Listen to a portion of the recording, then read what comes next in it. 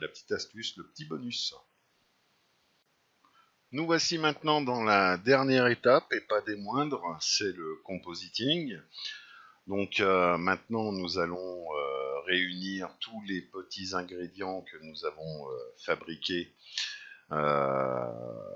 dans notre scène. Donc on va partir sur une scène toute neuve. On n'oublie pas de purger, ça fait toujours du bien. On va partir tout neuf et on va attaquer en important notre fichier. On va aller chercher donc notre vidéo d'origine, pas la séquence, la vidéo. Car n'oubliez pas que la séquence, quand on a fait la séquence, on avait appliqué quelques effets de correction en netteté, un petit peu de contraste, mais c'était surtout pour le tracking. Donc on prend la vidéo d'origine, on l'importe. On n'oublie pas d'interpréter le métrage qui est à 29, on va le conformer à 30 images par seconde. On fait OK. On descend notre vidéo dans une nouvelle composition. On va à 26 secondes précisément, on fait N et on raccorde la comp à la zone de travail. Donc on se retrouve comme tout à l'heure quand on a créé notre scène, notre séquence d'images. On vient ici, on va aller tout de suite aller chercher nos informations de tracking. Donc on va dans Fichier, on va dans Tutoriel, Bonjour. On va aller chercher donc le fameux fichier de tracking pour After Effects. On l'importe.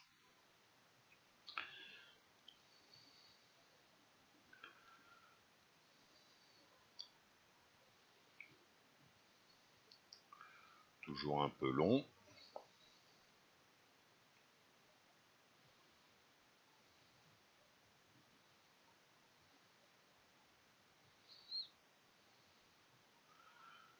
Allez, voilà. On va faire un double clic dessus et on va aller chercher donc le nul 82-24 qui se trouve ici et la caméra. Ici, je fais CTRL C pour le copier, je vais sur ma scène, je fais CTRL V pour coller ma caméra et mon point de tracking. Là, je fais entrer, je vais renommer caméra en caméra tout simple, et le nul, on va le renommer en tracking nul. Voilà. On va enlever le son de la vidéo, puisqu'on va par la suite mettre son propre fichier audio. Maintenant qu'on en est là, on va créer un solide. On va l'appeler élément. On va le mettre à la taille de la compo. On fait OK. Sur ce solide, on va appliquer le plugin élément 3D. Et on va enregistrer. Alors, on va déjà changer le nom de la composition. On va pas appeler ça vidéo, on va appeler ça scène principale. Voilà. 26 secondes, parfait. En 30 images par seconde. OK. Voilà. Dans éléments, on va aller créer pour le moment un plan qui nous servira de sol. Donc ce plan, on va le faire bien grand.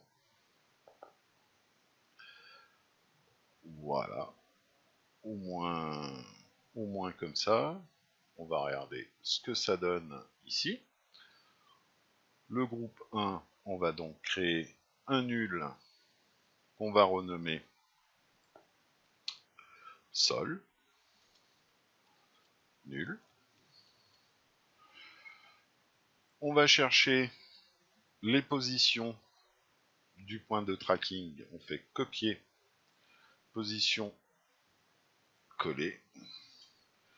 Il nous a bien posé le sol à l'endroit où il faut. Donc là, on voit qu'on peut encore bien l'agrandir, puisque on va occuper pas mal de place entre les lettres en forme de statue, les enceintes, plus les danseurs. Donc, on retourne dans l'élément. Et ici, au niveau du scale, on va enlever le cadenas, et je pense qu'on va mettre, on va dire 2000 sur 2000. Hop, et on remet le petit cadenas. On fait OK. Et là, on voit que notre plan, il occupe bien toute notre scène. Ensuite,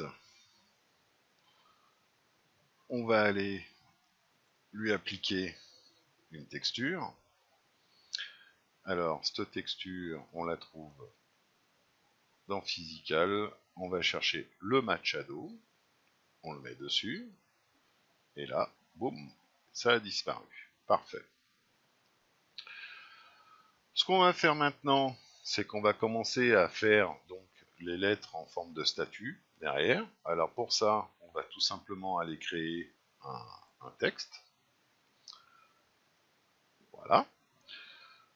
On va le nommer tuto. Ouais. T, U, T, O, avec des espaces entre chaque lettre. On va mettre ça en dessous. On va enlever l'œil pour plus voir le texte. On va aller dans éléments. Dans le custom layer, on va ouvrir custom layer. Il y a custom text et masque. On va ouvrir ça. Et dans le premier, ici, on va aller chercher tuto. On ferme ça. On retourne dans la scène setup. Et ici, on va faire extrude.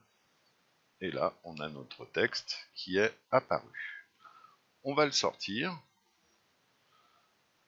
On va le mettre dans un nouveau dossier. Ce dossier, on va le passer en 2. Ça, le premier, qui est donc le sol, on va le renommer en sol. Alors pour pouvoir renommer, vous faites tout simplement double-clic sur le dossier. Et ici, on va appeler ça texte. Maintenant, là-dessous, on a donc notre texte qui est ici. On va tout simplement le mettre l'alignement en bottom pour le poser au niveau du sol. On va aller créer non pas un plan, non pas un plan. Donc, je l'enlève, on va créer un cube. Voilà. Ce cube, on va l'aplatir. On va le réduire en... Alors, je vais désactiver le cadenas. Je vais le réduire à peu près, on va dire 50. 50 sur 50. Et ici, on va mettre... c'est pas mal comme ça. Je pense que c'est assez haut. On va se mettre en vue de front. Ouais, c'est pas mal.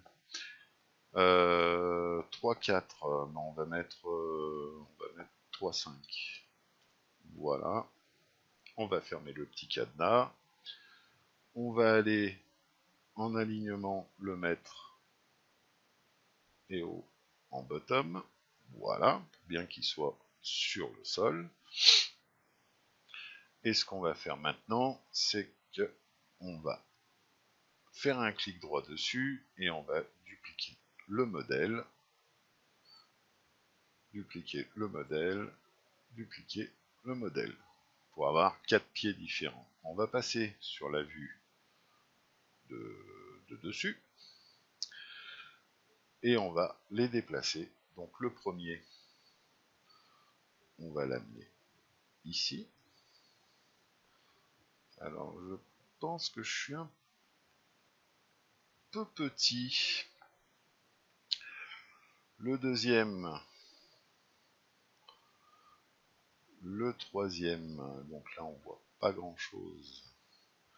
Et le quatrième, on va mettre à peu près par là. Qu'est-ce que ça donne vu de face? Ça donne ça. Oh si, c'est pas mal. C'est pas mal. Alors peut-être celui-là pour le recentrer un petit peu. Celui-là, recentrer aussi un petit peu.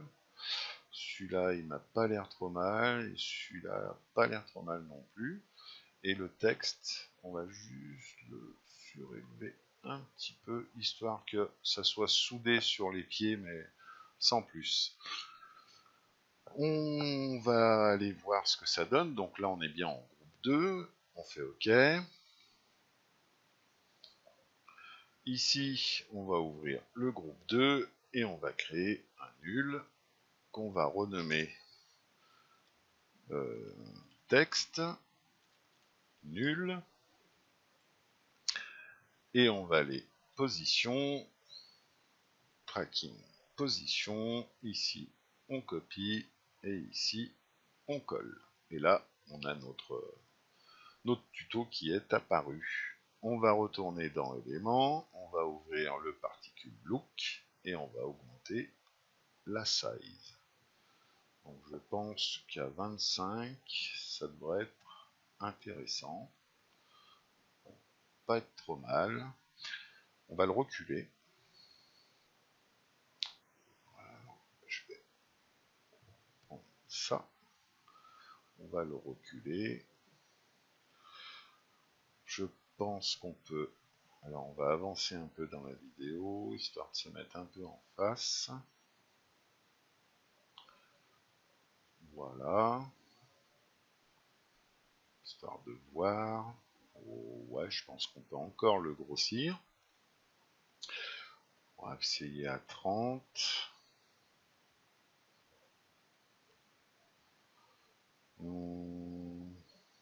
Encore. Ouais, je pense qu'on peut le mettre au moins comme ça. Ouais, ouais. On va dire 42. Ouais, ouais, ça n'a pas l'air mal. On va retourner dans la scène setup. Évidemment, on va aller attribuer une texture à tout ça. Donc moi, je vais dans Procédure 2, métal, et je vais aller chercher un métal. Alors, lequel j'avais utilisé? Il me semble que j'avais utilisé celui-ci. Alors, je vais l'appliquer là. On va aller dans les UV, donc c'est les petits carrés ici, et ici on va cocher Box Repeat Preserve Aspect, et on va augmenter les UV, on va les mettre à 3, ce qui devrait être suffisant. Ça c'est pour le texte. On va passer en vue de perspective, voir un petit peu ce que ça donne. Ouais, ça a l'air d'être sympa. Ouais, ça a l'air d'être sympa. Si je le passe à 5, on va tester. Ouais, c'est pas mal. On va rester là-dessus. On va aller sur la texture en elle-même. On va descendre un peu et ici on a la map de relief. Donc si je l'augmente, voilà, ça fait ressortir un petit peu plus de relief au niveau de la rouille. Ça donne un petit aspect plus abîmé. Voilà, pas aller trop loin non plus. On va aller sur le texte ici. Alors, on va le bevel scale, on va l'augmenter un peu. Donc je pense qu'on va l'amener au moins à 5. Alors là, je suis un peu près, je vois pas trop. Ouais, 5, ça fait quand même beaucoup. On va peut-être descendre à 4. À 4. Ouais, 4 c'est pas mal. Bevel copy, tout ça on touche pas. La résolution, on va la mettre en ultra.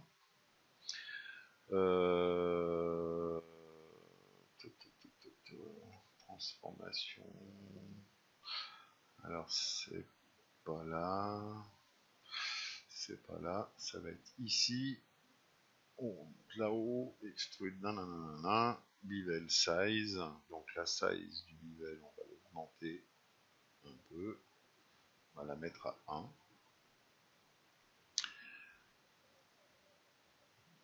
Ensuite, backside. Hop, qu'on ait les bivels des deux côtés. Ensuite, là, c'est les segments du bivel. On va les augmenter aussi un petit peu, histoire d'avoir une meilleure forme. On est pas mal. Maintenant, on va aller s'occuper des pieds, là. Donc, on va mettre la même texture. Hein. Pas s'embêter. Il me semble que c'est... Non, c'est pas celle-là. C'est celle-là. Tac. Tac. Tac. Tac. Voilà. Là, on est pas mal du tout. Ici, si je sélectionne tous en même temps, je peux pas les éditer. UV, on va passer ça en box repeat. Ici, box repeat. Ici, box repeat. Et ici, box repeat. Voilà. Donc là, ça donne un petit truc comme ça. C'est pas mal. On va aller augmenter un petit peu le bivel. Alors, ça va se passer ici. Donc, champ de frein, augmenter un petit peu. Alors, bien sûr, c'est pas celui-là, ça va être le premier. Voilà. Ouais, donc là, je pense qu'un petit 0.05. Ouais, c'est pas mal. On va faire pareil sur les autres, 0.05. 0.05. 0.05. Voilà.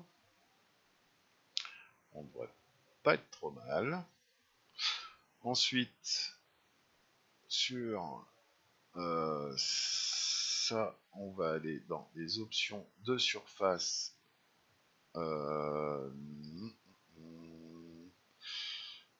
Réflexion mode, voilà, on va le mettre en mirror surface. Celui-là, mirror surface. Celui-là, mirror surface. Et celui-là, mirror surface. Et maintenant, on va aller voir un petit peu ce que ça donne. Voilà. Donc, c'est pas trop mal. Je pense qu'on pourrait le reculer encore un petit peu. On va venir un peu par là-bas. Ouais, c'est pas mal. C'est pas mal. Ouais, avec un petit éclairage, ça devrait être assez sympa. Maintenant, on va aller dans Éléments 3D. On va aller améliorer un petit peu l'incrustation. On va aller dans les render settings. On va aller activer l'occlusion ambiante.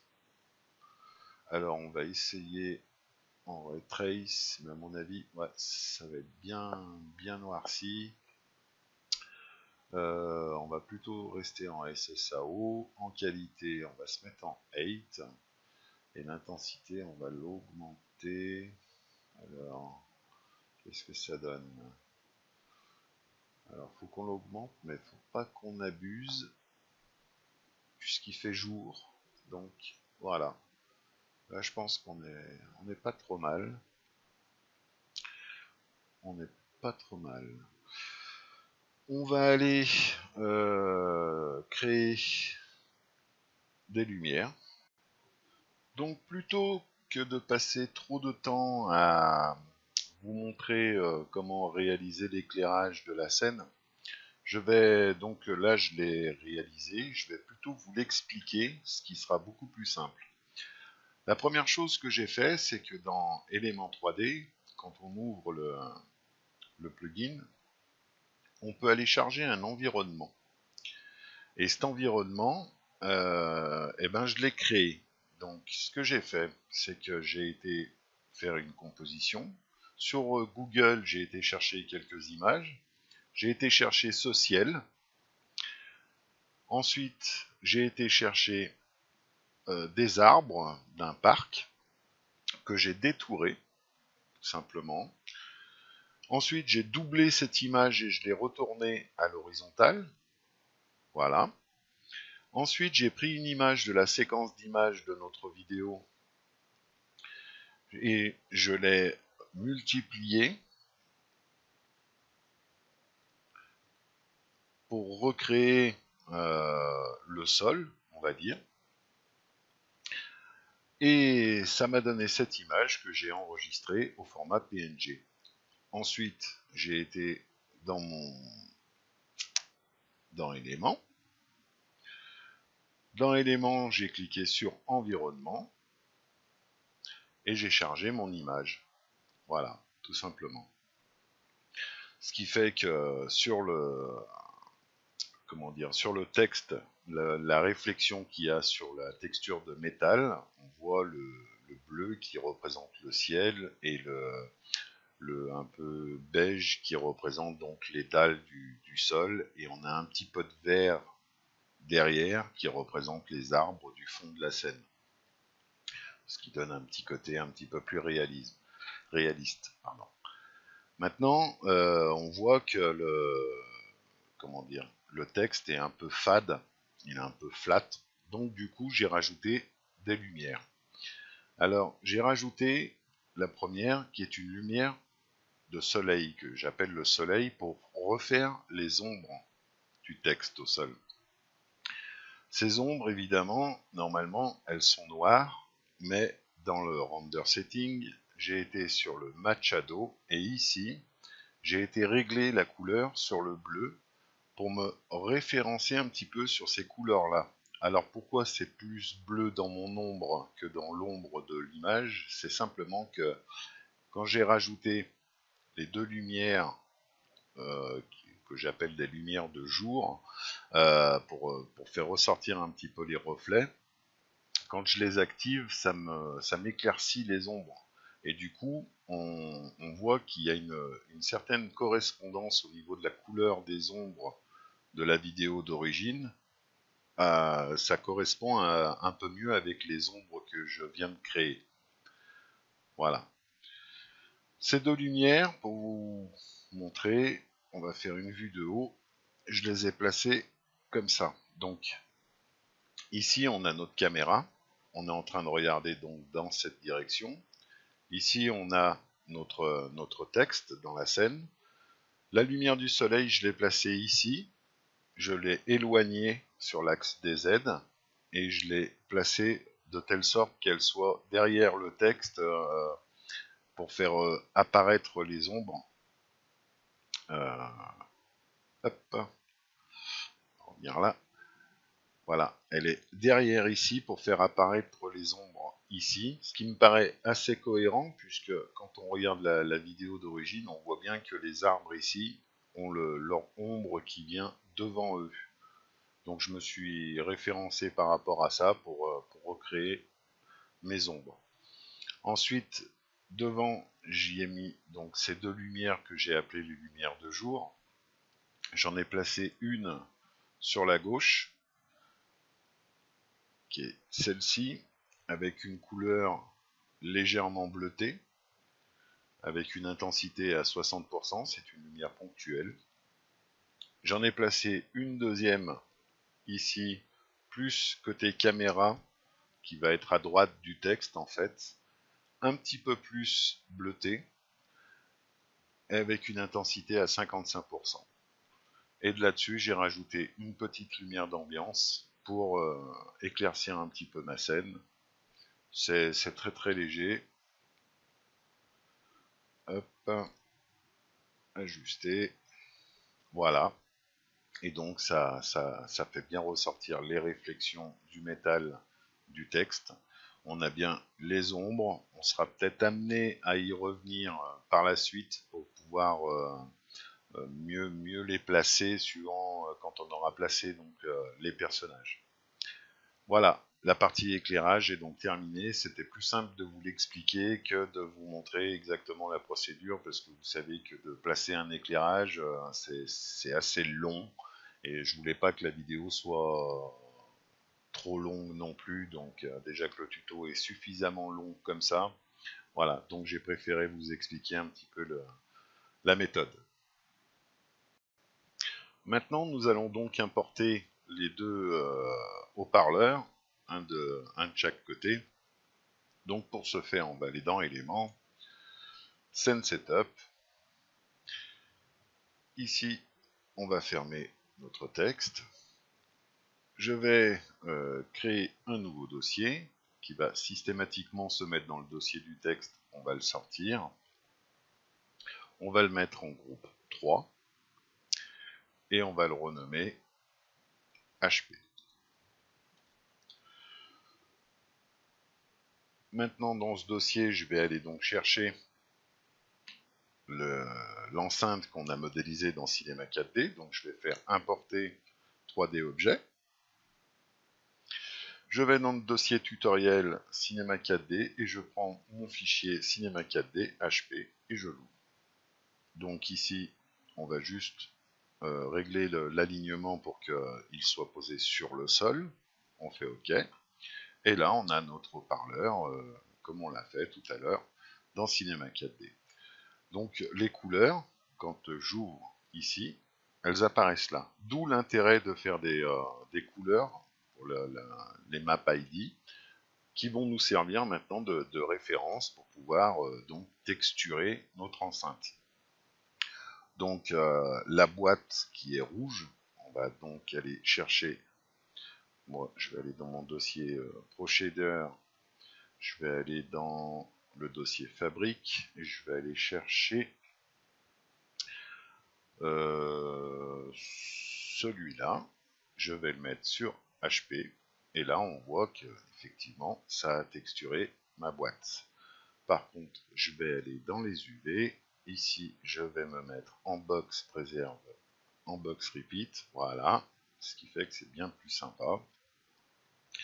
Maintenant, on va aller chercher un plastique noir qu'on va mettre sur le Twitter.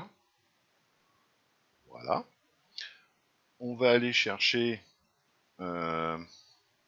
pour la membrane, qu'est-ce que je pourrais utiliser? Je vais prendre celui-là pour la membrane. Voilà. Pour la grille, on va aller chercher un métal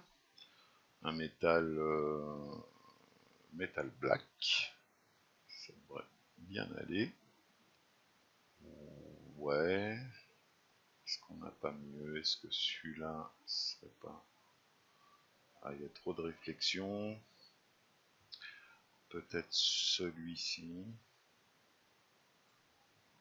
Ouais, celui-là j'aime mieux. On va aller chercher un chrome pour les vis.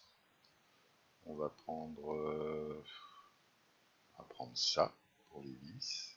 Voilà. Et là, on a donc texturé notre enceinte. Voilà. Donc une fois que ça c'est fait, on va aller cliquer sur le dossier HP. on va aller sur ce petit icône qui est l'icône du groupe symétrie. On va faire une symétrie en X. On va ouvrir le dossier. On va cliquer sur l'HP et on va écarter. Voilà, pour avoir donc deux enceintes. Alors, on va bien les mettre au moins ici. On va aller sur l'HP au niveau des coordonnées, on va les orienter un petit peu. C'est en Y, ça va être dans ce sens-là. Je pense que 20, ça devrait faire l'affaire, donc moins 20 degrés. Je vais cliquer sur OK. Et là, donc, les enceintes vont apparaître, mais elles ne vont pas être au bon endroit. C'est dans le groupe 3, on va créer un nul, qu'on va renommer HP nul. Et on va aller chercher donc les coordonnées de notre tracking. P, CTRL-C, P, CTRL-V. Et donc nos deux enceintes sont apparues. Alors là, elles se placent ici. Si j'avance un peu dans la vidéo, on va regarder qu'elles soient à peu près centrées par rapport au texte. Ouais, c'est pas mal. C'est pas mal. On va les laisser là, oui. Ouais, on va les laisser là, elles sont pas trop mal. Je sais même pas au niveau des dimensions si on va les changer. J'ai l'impression que ça va pas trop mal comme ça. Bon, on va continuer avec donc l'importation des deux personnages. Donc, on va aller dans la scène setup. Ici, on va aller faire un nouveau dossier. Donc, un nouveau dossier, je le sors, je le mets en groupe 4. Je vais le renommer A pour notre premier personnage. Je vais aller dans File, Import, et je vais aller charger ma séquence d'objets. Et je vais prendre donc la séquence A. Je l'ouvre. Ici, j'ai cette fenêtre. Je sais que j'ai une normal map dans les textures. Je veux que mon personnage ait les pieds bien au sol. Je clique sur OK. Et là, boum, j'ai mon personnage qui apparaît. Bon, on va déjà aller voir au niveau de la scène comment ça se présente. Donc, je vais aller sur éléments, groupe 4, et je vais tout de suite aller créer un nul. Ce nul, je vais le renommer, et je vais l'appeler A nul. Je vais mettre perso, pour bien qu'on fasse pas bien la distinction avec les autres. Voilà. Ici, je vais ouvrir les positions, le tracking position, je vais copier ces positions et je vais les coller ici. Et là, j'ai mon personnage qui vient d'apparaître. Donc là, je vais l'avancer. Voilà. Et je pense que je vais aller dans Particle Looks et je vais le grandir un petit peu. Ça n'a pas l'air d'être mal, je pense qu'on va le mettre à 15. Ouais, ça a l'air pas mal. Si j'avance un petit peu. Ouais, ça a l'air sympa. Après, il est vraiment haut. Donc, je pense qu'on recadrera un petit peu. Il aurait fallu peut-être avoir la scène un petit peu plus en avant, éventuellement. C'est pas vraiment un problème. Il suffit de prendre le perso. On va l'avancer un petit peu. Alors là, je crois que c'est pas ça du tout. Hop. J'ai dit le perso. Je vais avancer mon perso. Voilà. Donc du coup, je pourrais diminuer un petit peu ici, je vais le mettre à 13. Je vais avancer les enceintes. Un petit peu. Ouais. Encore un petit peu. Voilà. Et je vais avancer aussi un petit peu le texte. Très légèrement. Voilà. Histoire que ça se recadre un petit peu plus. Ça devrait pas être mal. Je vais aller créer donc, je vais aller chercher mon deuxième personnage. Donc je retourne dans éléments, scène setup. Ici, je vais créer un autre dossier. Je vais le sortir d'ici. Je vais le renommer B. Et je vais le mettre en groupe 5. Dans ce dossier, je vais aller charger la séquence. Hop, je vais dans mon dossier C4D, séquence B. Je prends la première, hop, j'importe. Ici, je mets en normal, les pieds au sol. Je fais OK. Et là, j'ai mon personnage qui vient d'apparaître. Je fais OK. Dans mon groupe 5, je vais donc aller créer un nul. Ce nul, on va le renommer perso B nul. Je vais glisser en dessous de A. Dans les positions, je vais aller copier les positions du tracking et les coller ici, ce qui fait que là mon personnage est là. Les positions de... Donc, je vais copier celle-là. C'est pour l'aligner avec l'autre.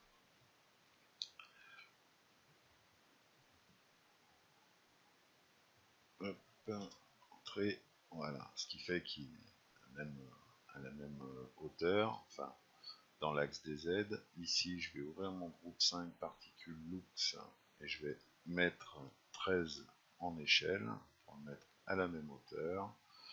Et maintenant, mon personnage B, je vais le décaler ici. Voilà. Je pense qu'ils sont trop grands. Combien j'ai mis là sur A? 4 à 13. Oui, il a l'air pas trop mal, mais elle est trop grande. Je vais aller ici. Ouais, 13, ça fait trop grand, j'ai l'impression. Après, c'est peut-être le placement de la caméra. Regardez ça. Si je me mets au début. Là, ils ont pas l'air mal. Si j'avance un peu. Non, ça a l'air d'être sympa. Ouais, non, c'est sympa. Maintenant, je m'aperçois que mes personnages, j'ai l'impression qu'ils sont un petit peu trop blancs. Je pense qu'on va aller jouer sur les gammas des textures. Je vais ouvrir la scène setup. Mes deux personnages. Je vais prendre le body. Je vais aller dans la diffuse. Et ici, on a gamma. Et là, je vais les augmenter un petit peu. Je pense que je vais passer à 2,5. Je vais faire OK. Là, je pense que ça a dû le foncer un petit peu. La diffuse de la fille, je vais la passer à 2,5 aussi. Donc, si je monte, on voit très bien que ça impacte énormément la couleur. Je vais faire OK. Et là, on voit déjà que c'est déjà plus raisonnable au niveau des couleurs. je vais aller vérifier si la fille, enfin si les personnages ont bien les pieds qui touchent le sol, parce que j'ai l'impression que là elle flotte un peu. Je vais passer en vue de face. Et ouais, effectivement, je vais descendre un petit peu. Voilà. Et au niveau de A, alors A, c'est pareil. Voilà, histoire que soit vraiment il touche le sol. Voilà. Bon bah là, on a bien avancé. Pas trop mal. Je vais enlever la visibilité des nuls. Je vais ajuster. Comment ça se passe? Ben, pas trop mal. On n'est pas trop mal. Donc ça démarre comme ça, ok, parfait. Je vais aller faire une petite correction de couleur. Donc je vais ajouter une teinte. Donc ma vidéo va passer en noir et blanc, c'est normal. Je vais rajouter une courbe.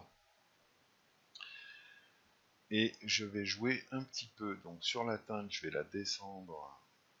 Je vais la mettre à peu près 20%. Qu'est-ce que ça donne? Voilà. Je vais plaquer un petit peu mes noirs, ce qui va enlever l'effet blanc là dans le coin. Je vais rehausser un petit peu mes blancs, très légèrement. Voilà, c'est juste pour équilibrer entre l'élément 3D et la vidéo qu'on utilise. Donc si j'enlève ma courbe, on voit que j'ai gagné là au niveau des arbres. Si j'enlève la teinte, c'est très léger, mais tout l'effet est là. Je vais rajouter en correction colorimétrique, dans les effets, un effet plus net, que je vais augmenter. Alors 15 ça fait beaucoup, je commence à faire des... Je vais peut-être mettre 10. Voilà. Alors ça rajoute un tout petit, c'est très léger parce que j'ai pas 10, c'est pas énorme, mais ça rajoute un petit peu de piqué dans la vidéo et c'est pas plus mal. Maintenant que tout ça c'est fait, je vais tout sélectionner, tous mes éléments de la caméra, les lumières, tout ça. Je vais faire un clic droit et je vais précomposer. Je vais transférer tous les attributs, je vais ouvrir ça dans une nouvelle composition. Je vais juste la renommer précomp final. Ok, voilà. Si je vais dans ma scène principale, donc je me retrouve avec ça. Je vais enlever le son, qui doit être enlevé aussi ici, très bien. Maintenant, cette précomposition, je vais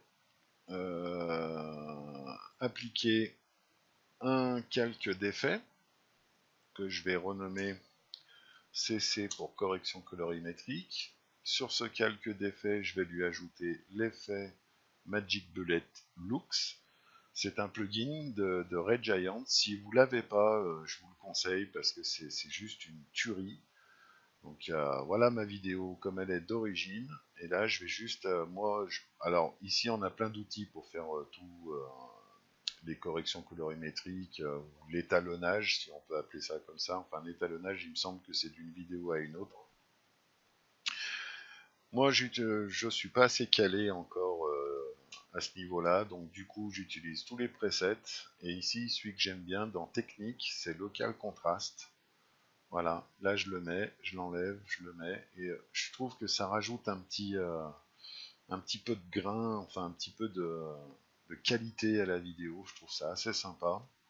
Après on peut regarder un peu les autres, alors, là ça blanchit, là ça rajoute de la couleur, mais bon, il y a plein de presets, hein. On pourrait mettre celui-là éventuellement, ça donne un effet de flou dans les angles, et puis on est bien centré sur les personnages. il y a celui-là, il y a... Bah, après, on fait son choix, hein. On peut en mettre plusieurs.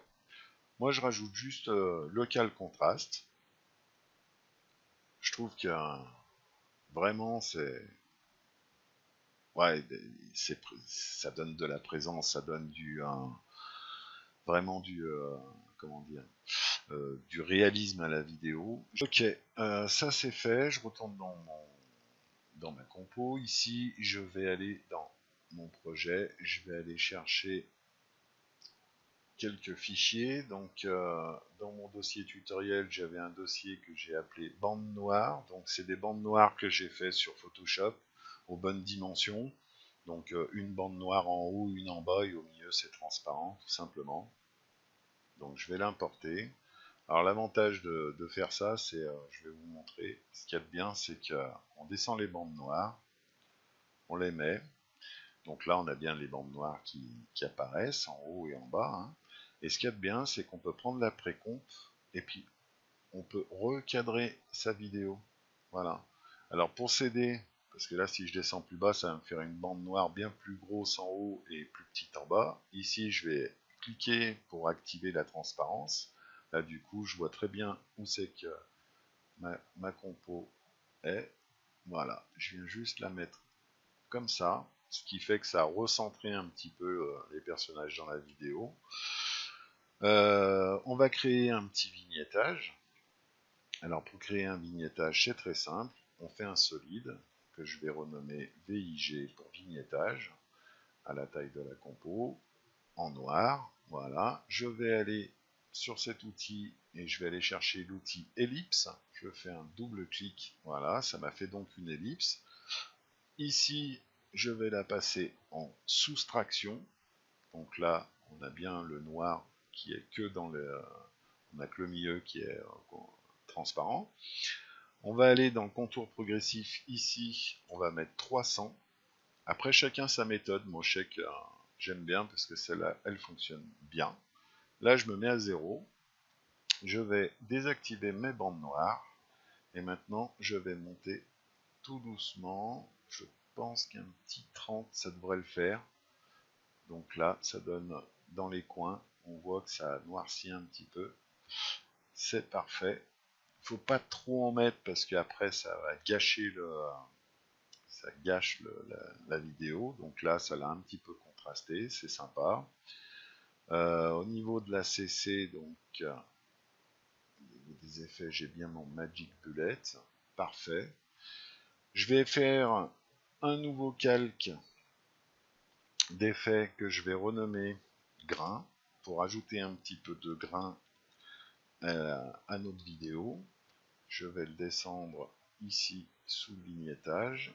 Là, au niveau du grain, je vais cliquer sur effet, bruit et grain, ajout de grain.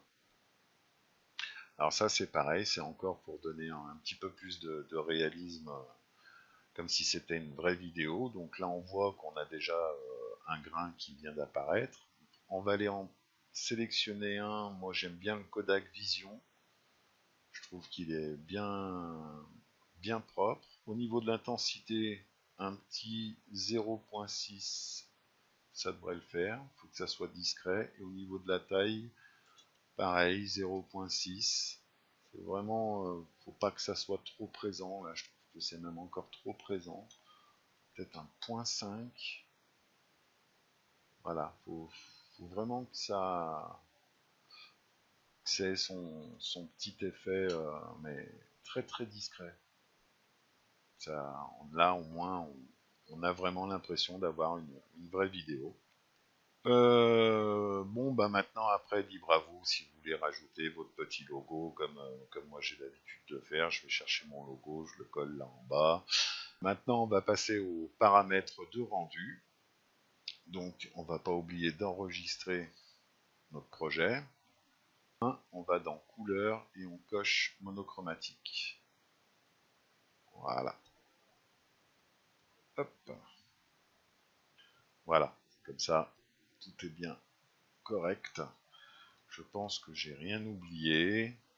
Là, je vais un peu vite. Dans le projet, on va aller chercher le fichier audio.